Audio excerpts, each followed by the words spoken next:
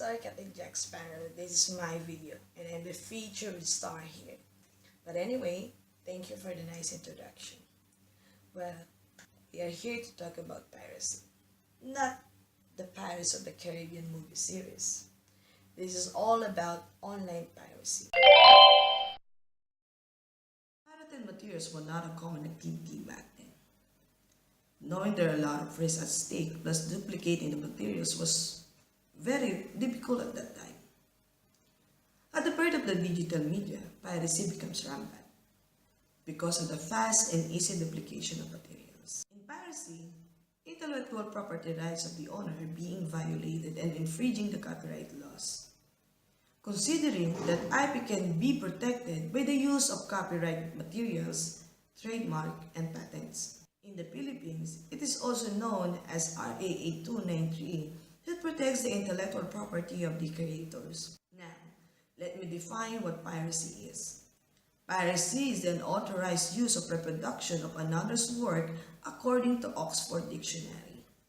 The software piracy started when the dial-up business and board system or BBS allows users to upload and distribute softwares to local computer owners based on computer piracy article. It was also added that the P2P, IRC, and the World Wide Web are the methods of internet piracy. It's easy for the anonymous users to share files with millions of users across the world because in peer-to-peer networks, it disseminates the access of illegal software since this is a type of network that connects the computer system to each other through the internet.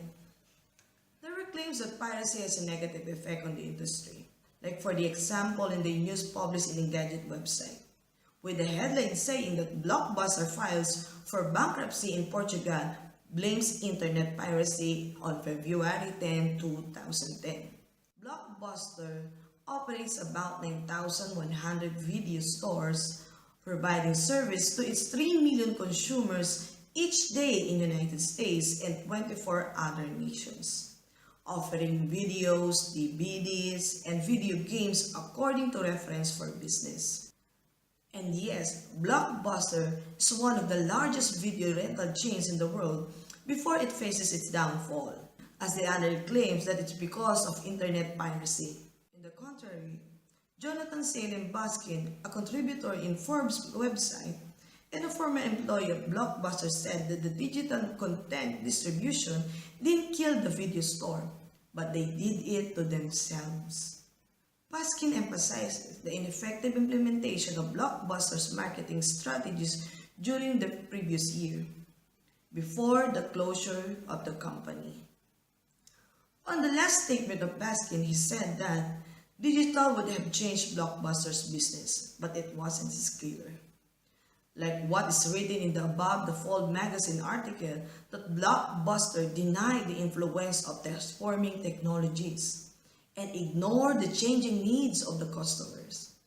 The failure of Blockbuster is not because of the piracy, but because of its business policies. I cited the theories' arguments against intellectual property.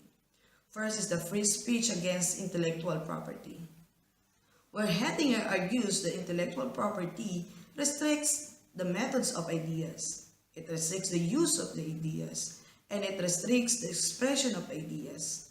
Restrictions are desirable for a number of reasons. Second is the social nature of information argument that individuals are raised in societies that endow them with knowledge, which this individual then use to create intellectual works of all ideas. On this view, the building blocks of intellectual works, knowledge, is a social product. Individuals should not have an exclusive and perpetual ownership of the works that they create because these works are built upon the shared knowledge of the society. Allowing rights to intellectual property works would be similar to granting ownership to the individual who placed the last brick in a public works dam. Third is the utilitarian incentive-based argument for intellectual property. According to Moore, the modern Anglo-American system of intellectual property is typically modeled as incentive-based and utilitarian.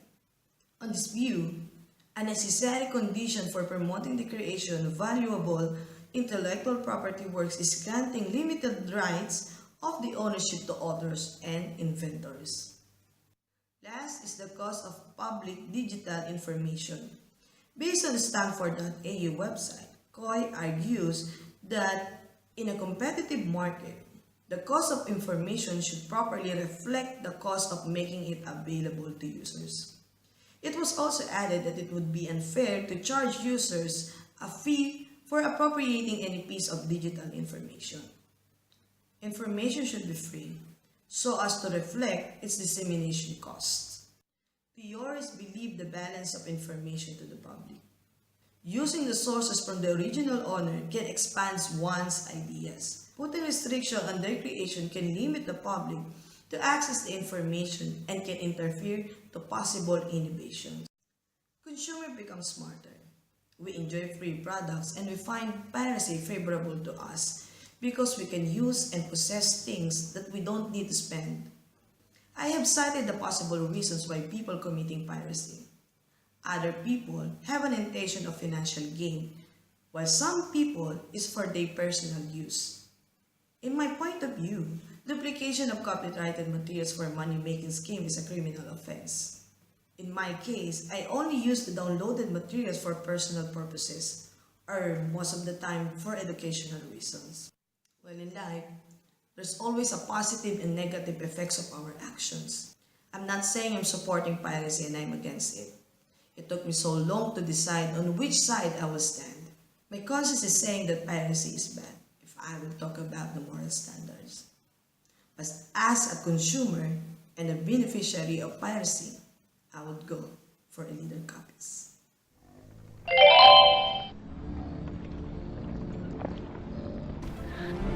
Well, how is that, Captain Sparrow? Drink up me hearty Joe.